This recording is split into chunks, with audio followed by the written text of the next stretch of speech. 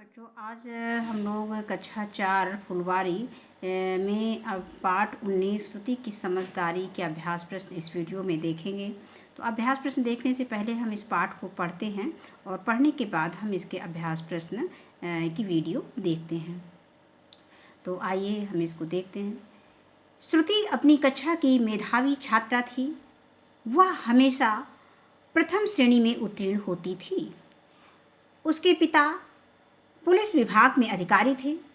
सरकारी आवास न मिल पाने के कारण वे शहर के एक छोर पर किराए के मकान में रहते थे। पास ही में झुग्गी झोपड़ियां थीं, जहां गरीबी में रह रहे कुछ परिवार अपना जीवन यापन कर रहे थे। अधिकांश परिवार मजदूरी पर ही निर्भर थे। उनके पास आय का कोई निश्चित साधन नहीं था। कोई किराए पर रिक्शा चलाकर तो कोई ईंट गारा ढोकर 2 जून की रोटी जुटा रहा था। श्रुति रोज सुबह जब स्कूल की ड्रेस में तैयार होकर स्कूल जाती तो झुग्गी झोपड़ी में रह रहे बच्चे ललचाई नजरों से उसे देखा करते थे।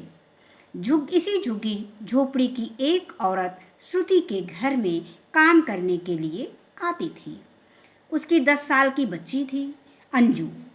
अंजू अक्सर ही अपनी माँ के साथ आ जाया करती थी। शुरू में वह साफ सुथरी नहीं रहती थी, लेकिन श्रुति की मम्मी के बार बार समझाने के कारण उसकी माँ उसे साफ सुथरा रखने लगी।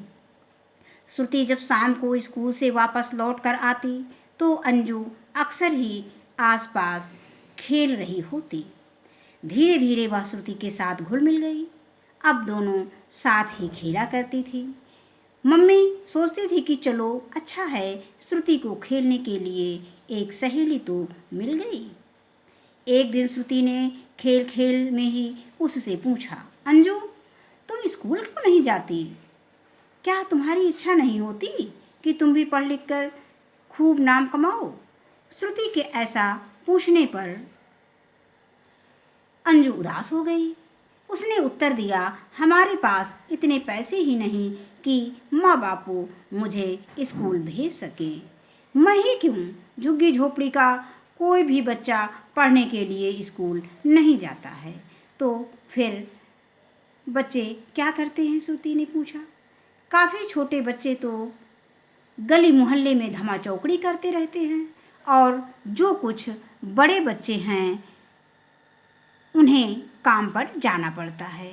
उसने आगे बताया, शहर में पटाखे बनाने का एक कारखाना है, वहीं पर अधिकतर बच्चे काम करने के लिए जाते हैं। कभी कभी विस्फोट हो जाने से कुछ बच्चे बुरी तरह से घायल हो जाते हैं। सोफिया और राजन ऐसी ही एक दुर्घटना में अपंग हो चुके हैं। श्रुति को यह सब जानकर काफ़ी दुख हुआ। पढ़ने की इस उम्र में बच्चों को काम पर जाना पड़ता है और वह भी ऐसे जोखिम भरे काम के लिए। उसे मालूम था कि सरकार ने बाल मजदूरी पर प्रतिबंध लगा रखा है तथा बच्चों की पढ़ाई के लिए मुफ्त व्यवस्था भी कर रखी है। शाम को पापा के घर आने पर वह उनके पास गई। पापा ने खूब प्यार करते हुए उससे पूछा, क्यों श्रुति बिटिया, क्या कोई विशेष बात है? हाँ पापा जी, आप मेरे लिए एक काम करेंगे?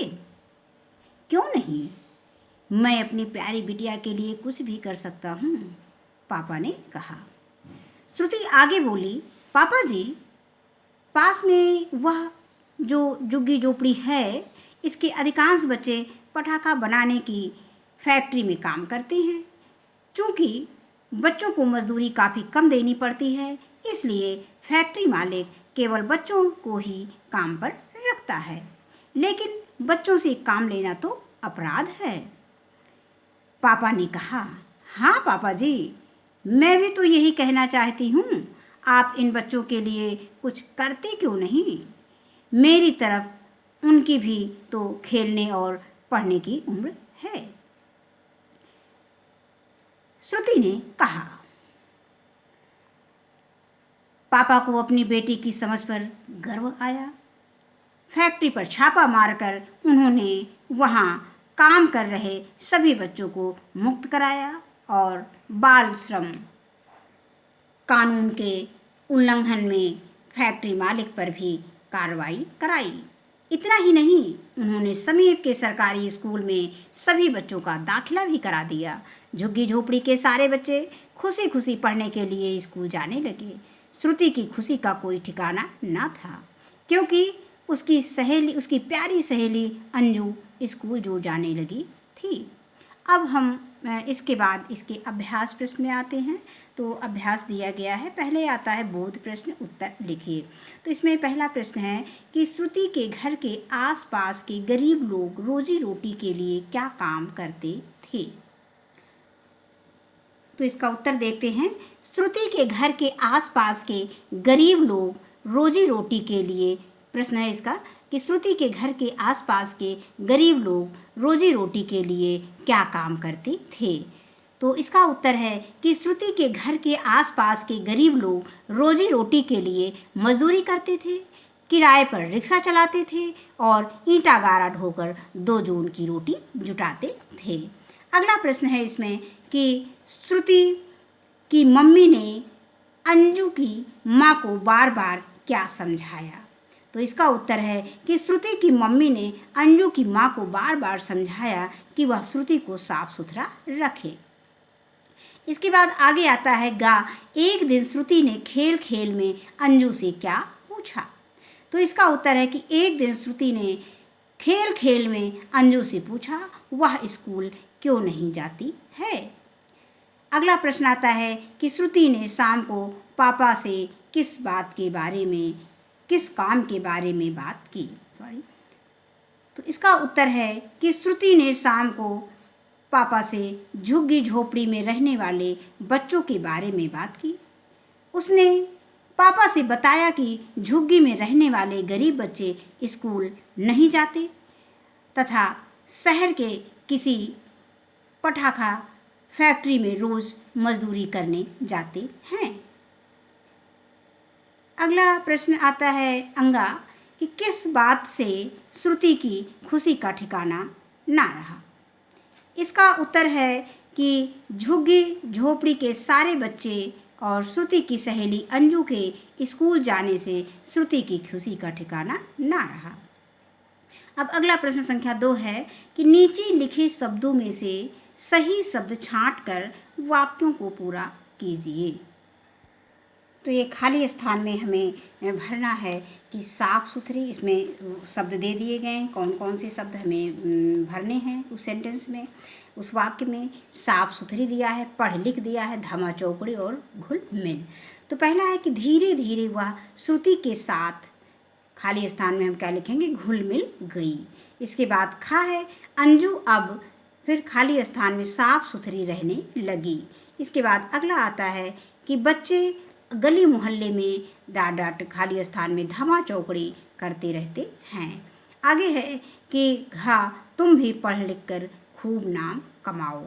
इसके बाद किताब में दिया गया है, कुछ कथन दिए गए हैं, कहानी के कुछ कथन दिए गए हैं, उनको हमें एक क्रम में कहानी के अनुसार लिखना है, व्यवस्थित करना है। तो हम पहले इसको पढ़ते हैं कि किताब में क्या दिया गया है। धीरे धीरे वह श्रुति के साथ घुल मिल गई, अब दोनों साथ ही खेला करती थीं। इसके बाद दूसरा कथन दिया गया है, दूसरा वाक्य दिया गया है कहानी का कि अंजू उदास हो गई। उसने उत्तर दिया हमारे पास इतने पैसे ही नहीं हैं कि माँ बापू मुझे स्कूल भेज सकें।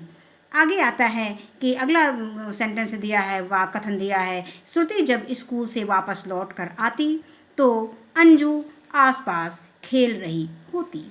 इसके बाद आगे एक दिया गया है कथन, मम्मी सोचती चलो अच्छा है श्रुति को खेलने के लिए एक सहेली तो मिल गई। इसके बाद अगला वाक्य दिया गया है कि एक दिन श्रुति ने खेल खेल में उसे पूछा अंजू तुम स्कूल क्यों नहीं जाती। इसके बाद इसका उत्तर, इसको हम जब सही क्रम में लगाएंगे तो हम इस तरह से लिखेंगे। पहले हम लिखेंगे कि श्रुति जब स्कूल से वापस लौट कर आती तो अंजू आसपास खेल रही होती। इसके बाद दूसरे क्रम में आएगा कि धीरे धीरे वह श्रुति के साथ घुल मिल गई, अब दोनों साथ ही खेला करती थी। इसके बाद तीसरे क्रम में आएगा कि मम्मी सोचती चलो अच्छा है, श्रुति को खेलने के लिए एक सहेली तो मिल गई। इसके बाद आगे दिया गया है अगला सेंटेंस, यानी कि ये चौथा होगा। एक दिन श्रुति ने खेल खेल में उससे पूछा, अंजू तुम स्कूल क्यों नहीं जाती? और सबसे लास्ट में हम लिखेंगे कि अंजू उदास हो गई। उसने उत्तर दिया, हमारे पास इतने पैसे नहीं हैं कि माँ बापू मुझे स्कूल भेज सके। इसके बाद सोच विचार बताइए, आप स्कूल क्यों जाते हैं? तो सोच विचार बताइए, ये आप स्कूल क्यों जाते हैं? तो ये प्रश्न तो हम बच्चों से ही पूछेंगे कि स्कूल क्यों जाते हैं, पढ़ने जाते हैं, जो बच्चे बताएंगे। इसके बाद आप स्कूल जाते समय तैयार होने के लिए क्या क्या करते हैं? तो ये भी प्रश्न हमें बच्चों से पूछना है। स्कूल ना जाने से क्या क्या नुकसान हो सकते हैं? ये भी प्रश्न हमसे उनसे पूछना है कि आप क्यों पढ़ने आते हो, पढ़ने से क्या लाभ है, अगर नहीं पढ़ोगे तो क्या नुकसान होगा। फिर इसके बाद अगला इसमें प्रश्न दिया गया है कि श्रुति के गांव में अधिकांश परिवार मजदूरी पर निर्भर थे। आपके गांव में अपना गुजारा करने के लिए लोग क्या क्या करते हैं? तो बच्चे इस पर भी अपना उत्तर देंगे। उनके गांव में जो भी काम करते होंगे वो गांव के विषय में, आसपास के विषय में कुछ जानकारी जरूर देंगे।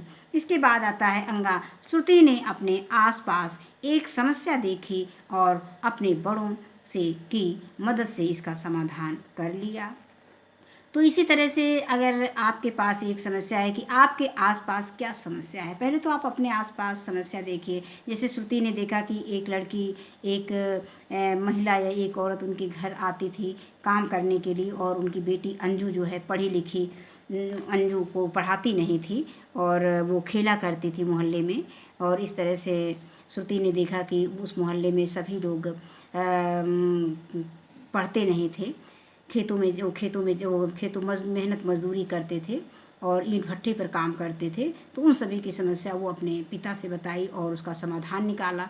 तो उसी तरह से हमें बच्चों से पूछना है कि आपके आसपास क्या समस्या है, फिर आप उसे कैसे और किसकी मदद से हल करेंगे। तो इसके बाद आता है भाषा के रंग। नीचे लिखे शब्दों में खाना व तम में से सही शब्द प्रत्यय जोड़कर नए शब्द बनाएं। अब जैसे कारखाना, ये उदाहरण दिया, कार धन खाना, तो ये क्या हो जाएगा, कारखाना। अधिक धन तम अधिकतम, तो ये दो उदाहरण तो हमें पुस्तक में करके दिया गया है। इसके बाद हम कुछ उदाहरण दिए, जैसे मुसाफिर दिया गया है, तो मुसाफिर में हम खाना जोड़ देंगे तो इसको हम क्या कह सकते हैं, मुसाफिर खाना। इसके बाद उच्च में तम जोड़ देंगे तो उच्चतम, जैसा कि हमारे प्रश्न में दिया गया है कि खाना और तम हमको जोड़ना है। खाना और तम हमें जो शब्द दिए गए हैं प्रत्यय जोड़ना है। और हम जानते हैं कि प्रत्यय जो शब्द के अंत में जोड़ते हैं और उपसर्ग शब्द के पहले जोड़ा जाता है। मेहमान धन खाना, मेहमान खाना। तह धन खाना, तह खाना। और श्रेष्ठ धन तम, श्रेष्ठतम। और तोप धन खाना, तोप खाना। अब इसके बाद अगला प्रश्न आता है, इसी में पांचवें भाषा के रंग में खा प्रश्न आता है, खंड खा। श्रुति अपनी कक्षा की मेधावी छात्रा थी। वह हमेशा प्रथम श्रेणी में उत्तीर्ण होती थी। उसके पिता पुलिस विभाग में अधिकारी थे। ऊपर लिखे वाक्यों में वह, उसके शब्द का प्रयोग श्रुति के लिए किया गया है। यानी श्रुति शब्द का प्रयोग बार बार ना करके उसके लिए वह का प्रयोग किया गया है और उसके का प्रयोग किया गया है। तो एक ही संज्ञा के बार बार प्रयोग के बजाय उसकी जगह कुछ खास शब्दों का प्रयोग किया जाता है। ऐसे शब्दों को सर्वनाम कहते हैं और इंग्लिश में इसको क्या कहते हैं, प्रोनाउन कहते हैं। नीचे लिखे वाक्यों में कोष्ठक में दिए गए सर्वनाम का सही रूप प्रयोग कीजिए। अब हम देखते हैं कि इसमें दिया गया है कि पहला दिया गया कि एक दिन श्रुति ने पूछा, अंजू। अब इसमें कोष्ठक में तुम दिया है, तुम इसको इसके सेंटेंस के अकॉर्डिंग रखेंगे, सर्वनाम का प्रयोग करेंगे। एक दिन श्रुति ने पूछा, अंजू क्या तुम्हारी इच्छा नहीं होती कि पढ़ लिख कर खूब नाम कमाओ। आगे दिया गया है, अंजू उदास हो गई, फिर खाली स्थान दिया गया, उत्तर दिया, फिर खाली स्थान, पास इतने पैसे ही नहीं। इसके बाद पहले सेंटेंस में वह जोड़ना है और मैं। तो अब इसमें अंजू उदास हो गई। उसने उत्तर दिया, मेरे पास इतने पैसे नहीं हैं ही नहीं, मेरे पास इतने पैसे ही नहीं हैं। इसके बाद अगला सेंटेंस दिया गया है कि श्रुति के पिता बोले, मैं, अब इसमें हुआ है तो अपनी प्यारी बिटिया के लिए कुछ भी कर सकता हूँ।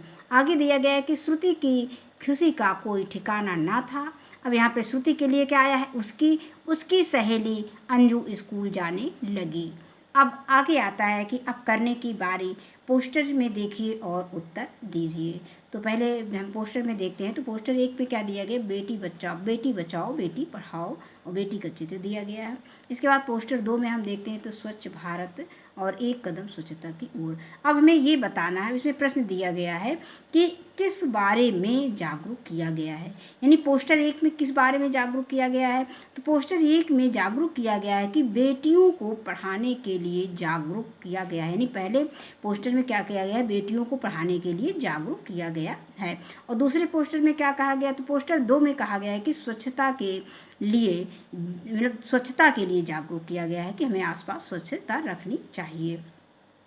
और आगे आता है कि आप दूसरों को कैसे जागरूक करेंगे। तो पहले में आता है कि पोस्टर 1 में लिखे संदेश के प्रति, यानी सभी अपनी बेटियों को अवश्य पढ़ाएं। इसके बाद दूसरा है कि पोस्टर 2 में लिखे संदेश के प्रति हम क्या कहेंगे कि सभी स्वच्छता के प्रति ध्यान रखें, यानी सभी स्वच्छता पर ध्यान रखें, स्वच्छता फैलाएं। अब अगला आता है कि अब आप भी पोस्टर बनाकर सार्वजनिक स्थानों पर लगाएं। तो वृक्षों के महत्व पर हम पोस्टर बच्चों से बनवा सकते हैं, यातायात सुरक्षा पर पोस्टर बनवा सकते हैं। इसके बाद आता है कुछ मेन अधिकार दिए गए हैं, तो उनके अधिकार के बारे में हम पढ़ना उचित समझेंगे, और ये इसकी जानकारी भी लगभग सभी लोगों को, बच्चों को होनी चाहिए। बाल अधिकार, ये भी जानिए बाल अधिकार क्या होते हैं। संविधान द्वारा बच्चों को प्रदत्त जानकारी को बाल अधिकार कहा जाता है, यानी बाल अधिकार क्या है। तो संविधान द्वारा बच्चों को प्रदत्त अधिकारों को बाल अधिकार कहा जाता है। आगे है कि इन्हें प्रमुख 4 भागों में बांटा गया है। नंबर 1 जीवन जीने का अधिकार, और नंबर 2 संरक्षण का अधिकार, और नंबर 3 सहभागिता का अधिकार, और नंबर 4 विकास का अधिकार। इसके बाद आता है शिक्षा का अधिकार। हमारे देश में 6 से 14 वर्ष आयु वर्ग के प्रत्येक बच्चे को निःशुल्क एवं अनिवार्य शिक्षा प्रदान करने के लिए शिक्षा अधिकार अधिनियम 2009 बनाया गया है। यह पूरे देश में अप्रैल 2010 से लागू किया गया है। आगे आता है बाल श्रम उन्मूलन। तो 14 वर्ष से कम आयु के बच्चों को मजदूरी काम पर रखना संज्ञेय अपराध की श्रेणी में आता है। बाल श्रम अधिनियम निषेध ब्रैकेट में निषेध एवं नियमन 1986 14 साल से कम आयु के बच्चों का जीवन जोखिम में डालने वाले व्यवसायों, जिन्हें कानून द्वारा निर्धारित की गई सूची में शामिल किया गया है, वे काम करने से रोकता है। अब आगे है बेटी पढ़ाओ बेटी बचाओ। तो इसमें ये अधिकार क्या है, इसके बारे में क्या बताया गया है। 5 वर्ष की आयु, ये लोगों कई जगह देखते हैं, कई जगह आप बच्चों ने भी देखा होगा, आप लोगों ने 5 वर्ष की आयु वर्ग में घटते लिंग अनुपात की प्रवृत्ति की पृष्ठभूमि में भारत सरकार ने एक नई योजना बेटी बचाओ बेटी पढ़ाओ शुरू की है, जिसका उद्देश्य न केवल लिंग अनुपात में सुधार करना है, बल्कि लड़कियों को शिक्षित करना भी है। तो आज के वीडियो में बस इतना ही, और वीडियो देखने के लिए धन्यवाद।